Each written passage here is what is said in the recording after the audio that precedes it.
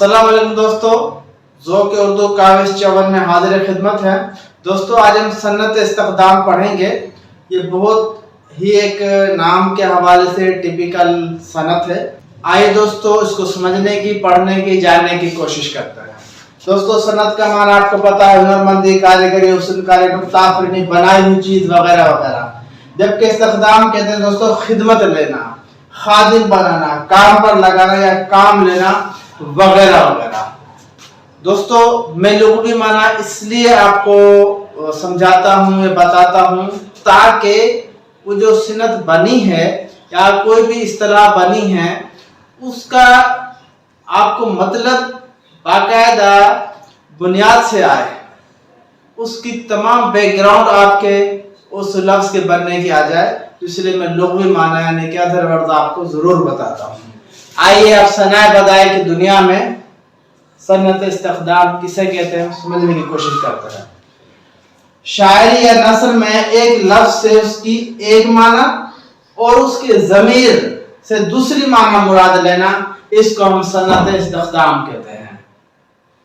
शायरी या नस्र में एक लफ्ज़ उसकी एक माना और उस फिर आगे चल के उसकी ज़मीर से दूसरी माना मुराद लेना, इस कारीगरी को, इस हुनरमंदी को, इस सनअतगरी को हम कहते हैं ये क्या है, सनत इस्तिक़दाम है। मिसाल से इंशाल्लाह इस बात को बिल्कुल समझ जाएंगे। मिले मुझसे तो फरमाया तुम्हीं को दाग कहते हैं। अब ये दाग यहाँ पे एक माने में इस्तेमाल हो रहा है। तुम्हीं वो माह कामिल में, तुम्हीं रहते हो लाले में। अब यहाँ से इसको दाग का मतलब लिया है निशान, धब्बा वगैरह।